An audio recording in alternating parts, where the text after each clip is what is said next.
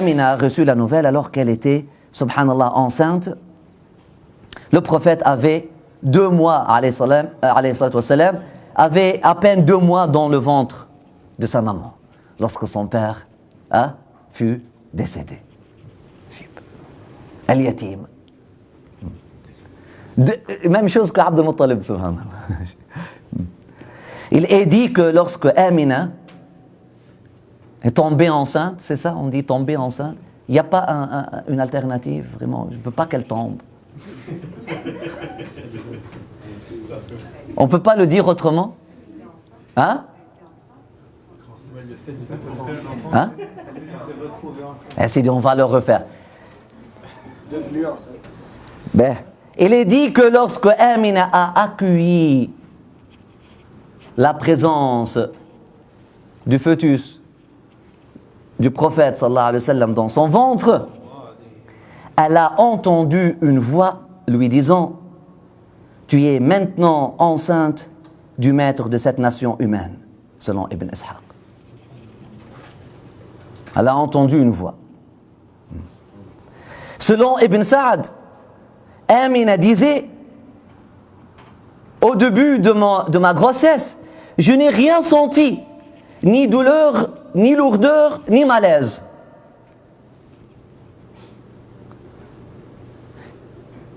Rien que l'arrêt de mes menstrues m'avait annoncé que j'étais enceinte.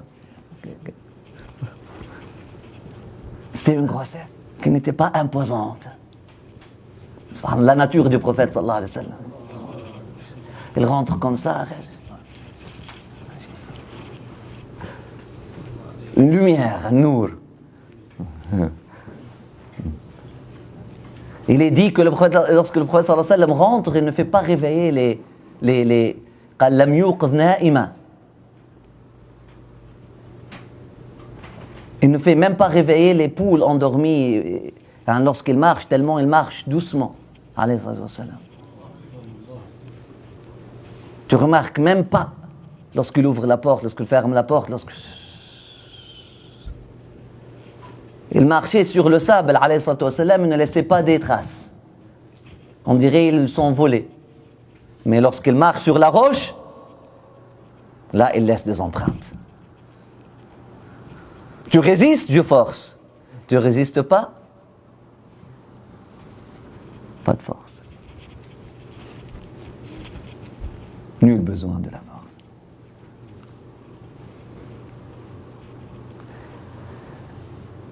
C'est là où j'ai entendu, elle dit, la voix d'un être me parlant du monde invisible.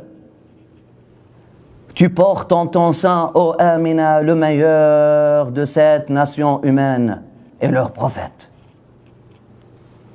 Trouve ça dans le livre de Ibn Sa'd, dans la littérature de Ibn Sa'd. Et Amina continue, et la même voix m'a parlé encore lorsque la naissance fut proche, et m'avait dit: lorsque tu donnes naissance à ce garçon béni, donne-lui le prénom de Muhammad et dis: أعيذه بالواحد من شر كل حاسد. Je cherche refuge pour lui chez le un et l'unique du mal de toute personne jalouse. Subhanallah.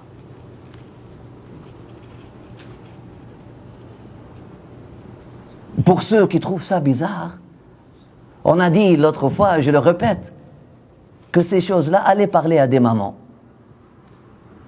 Les mamans des enfants anodins voient des rêves.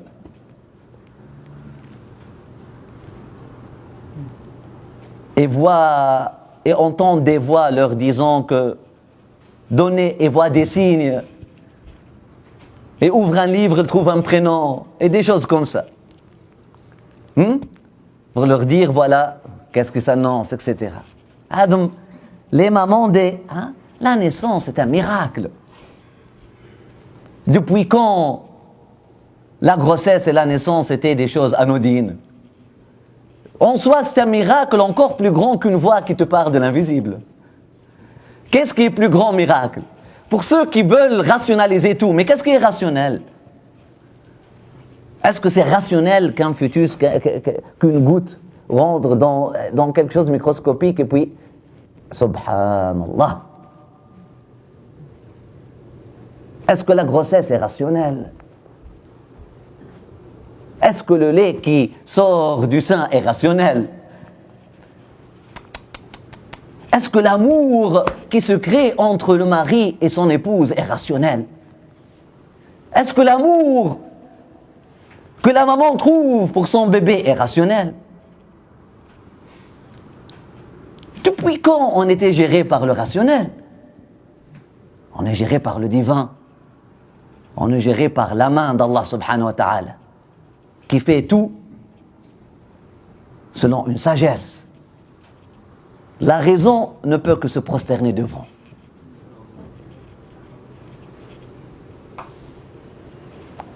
Et être en harmonie avec.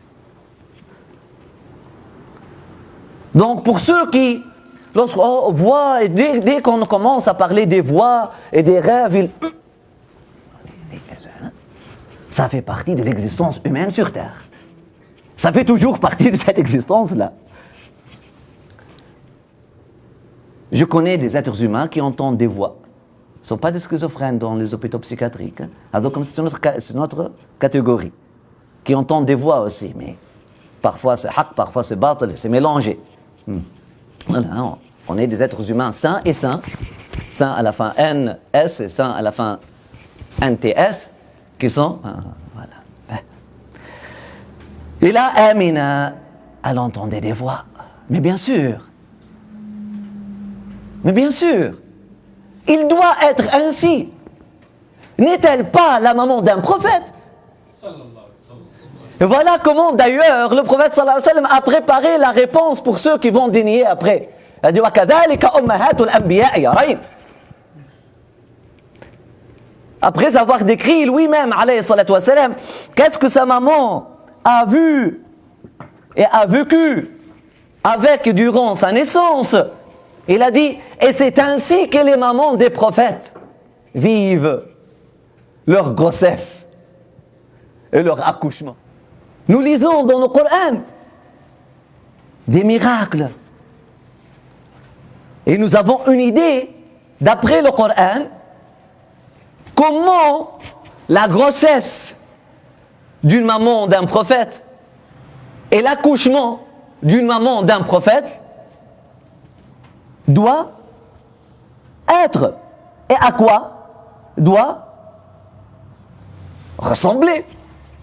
Pourquoi alors après ça trouver bizarre et oh ça c'est un hadith daïf, ça il n'est pas musclé, là il manque de vitamines, là il est anémique. A'lèche. Pourquoi casser les têtes et casser et briser les cœurs avec ça? Laissez les gens se jouir, se réjouir. Shbikum. Vous êtes jaloux. Vous voulez être plus spécial que le prophète. Qu'est-ce que c'est un prophète? Qu'est-ce que c'est un être accompli? Pourquoi a-t-on besoin d'être accompli dans notre vie? Tu n'as pas besoin d'un être accompli si tu ne veux pas toi-même marcher dans le chemin de l'accomplissement. Ce potentiel de vie peut être oublié. Et là, il nous faut quoi? Il nous faut un rappel de ce potentiel.